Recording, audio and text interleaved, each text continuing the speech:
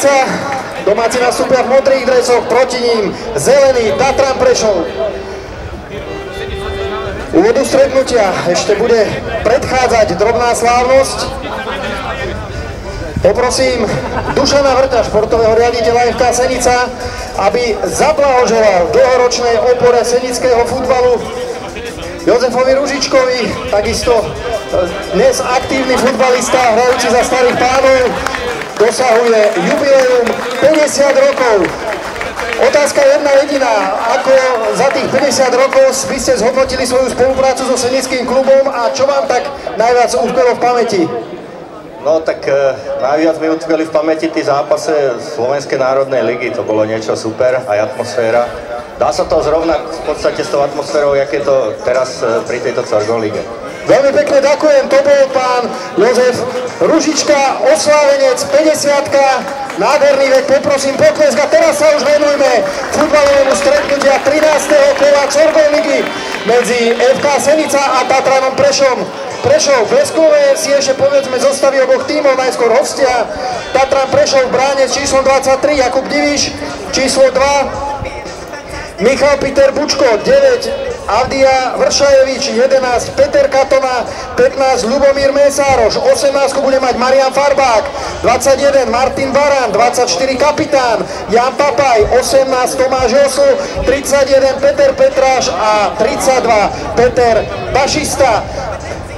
Zostava domáceho týmu 26 Petr Bolek, číslo 3 Jan Gajdošík, 5 Samir Merzič, 6 Tomáš Kóňa, Petr Faldina 11, Stef Vajlars 12, Filip Lukšík 13, Jaroslav Diviš 14, Robert Pilar 17, Juraj Kryško 23 a 33 Juraj Piroška. Zabudol som ešte podotknúť, že mládenci, ktorí sprevádzali futbalistov na trávnatej ploche, boli futbalisti z Borského Mikuláša, respektíve z Čáčova.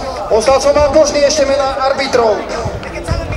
Hlavným je Michal Perašín, prvým asistentom Tomáš Mokoš, druhým asistentom Dušan Petríček, náhradným rozhodcom Ivan Kružliak. Vítame aj delegátov Dušana Dobiša a Dušana Krchňáka a pochopiteľne funkcionárov a výpravu z Tatrana Prešov. Všetko je nachystané na začiatok stretnutia. Prajeme príjemnú zábavu. Prechodne. Jak prechodne? Áno, jasné.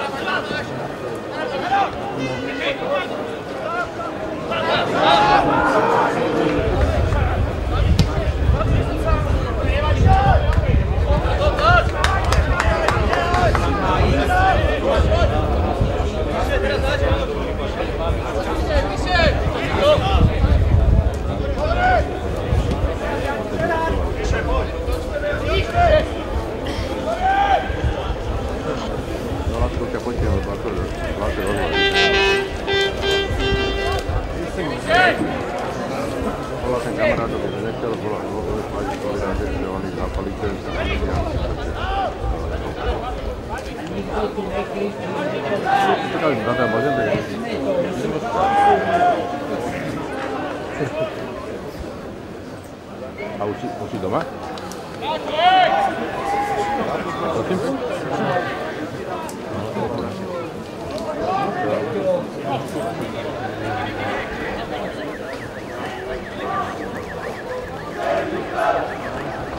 Ideme na gól!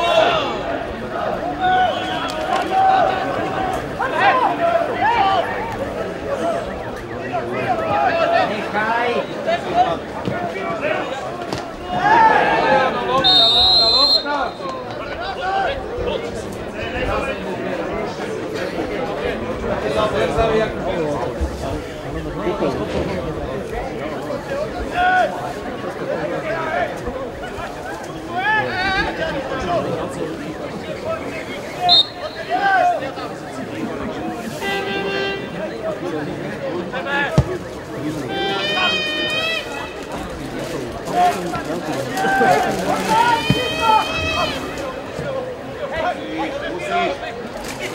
Musíš.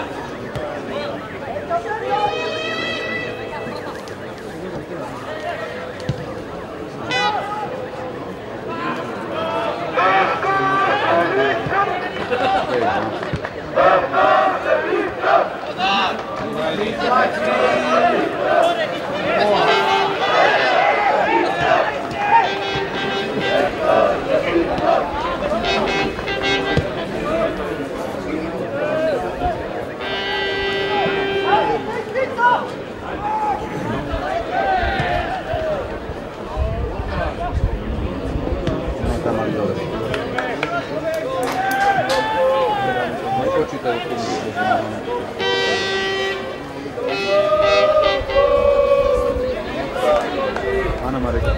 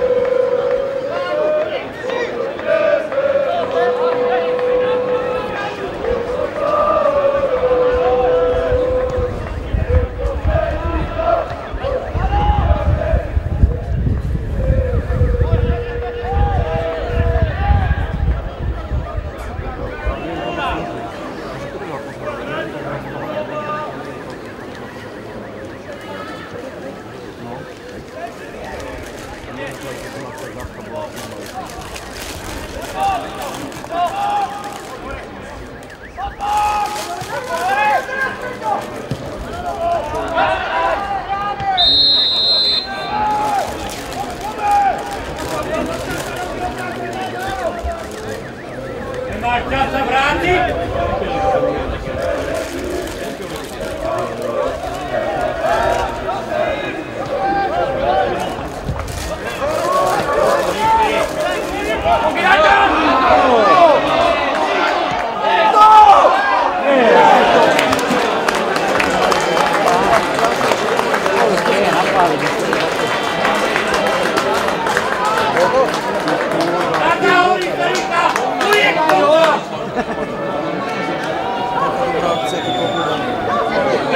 Sector